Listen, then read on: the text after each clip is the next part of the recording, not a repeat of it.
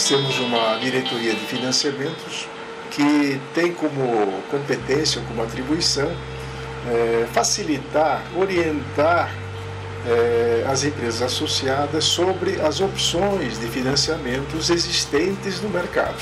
É claro que nesse trabalho a ABIMAQ se articula com as instituições financeiras e todo o mercado financeiro, a partir do BNDES, que é a principal instituição apoiadora dos investimentos, né, tem compra e venda de máquinas, mas também todos os bancos, né, bancos do sistema financeiro.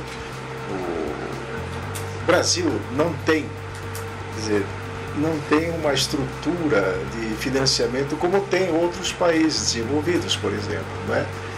Por quê? Porque o sistema financeiro brasileiro se acostumou, na época da hiperinflação, se acostumou a, digamos, a investir somente no curto prazo, né? É claro que numa inflação de 100% ao mês, era difícil um banco fazer o financiamento, captação de recursos para financiamento a longo prazo.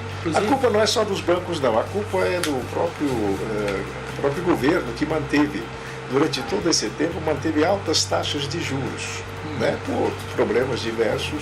Então, hoje, por exemplo, a taxa básica de juros, que é a Selic, é de 14,25% ao ano. Como é que um banco vai captar recursos com essa taxa de juros? Enquanto o investidor lá nos Estados Unidos, ele consegue, dos bancos particulares, ele consegue financiamento de longo prazo a 2% ao ano, 3% ao ano.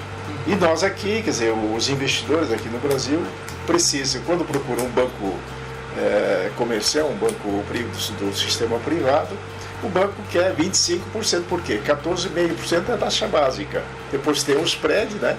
Então, a taxa de juros chega a 25%. Ninguém tem condições de investir pagando 25% de juros para um financiamento de longo prazo. Há linhas e programas de financiamento do BNDES, de bancos regionais, bancos de fomento estaduais, que têm uma taxa de juros mais razoável. Então, essas linhas devem ser aproveitadas, servem para apoiar os investimentos. Mas não é suficiente. O Brasil precisa realmente de um sistema de financiamento de longo prazo a juros compatíveis. Em termos de BNDES, por exemplo, em 2009, que tivemos uma crise financeira internacional em 2008, em 2009, o governo federal, para reativar ou para que a crise não chegasse ao Brasil como estava chegando lá em outras regiões, o governo federal estabeleceu o chamado PSI, o Programa de Sustentação de Investimentos, né, para que a economia não parasse de investir, não parasse de crescer. Então foi instituído o chamado PSI em 2009. Isso veio até o ano passado, 2015, quando começou uma outra crise. Em 2014 começou uma outra crise. O PSI trouxe uma taxa de juros de longo prazo realmente muito próximos à taxa de juros existentes em outros países para estimular investimentos, né?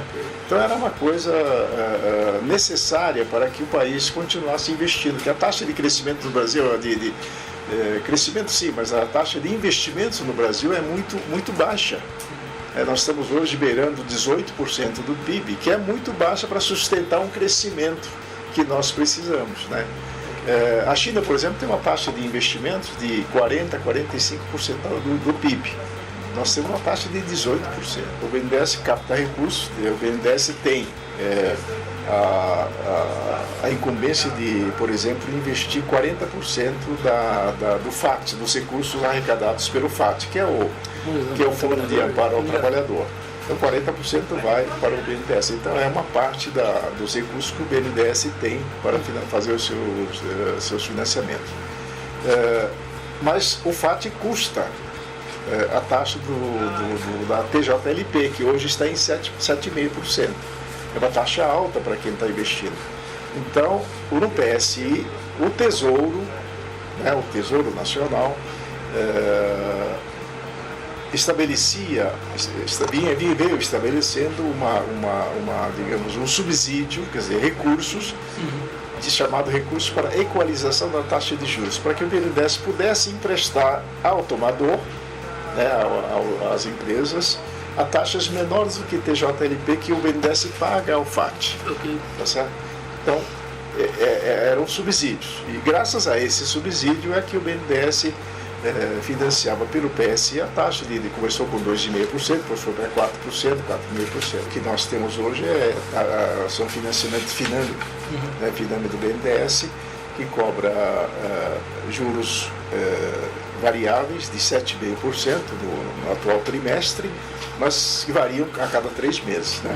O mínimo é 7,5%. Além de 7,5%, esses recursos são repassados através dos bancos privados, banco do sistema financeiro. Então os bancos cobram uma taxa um spread, uma comissão, e os juros acabam de 7,5%, acaba ficando para o tomador final em 12%, 13%.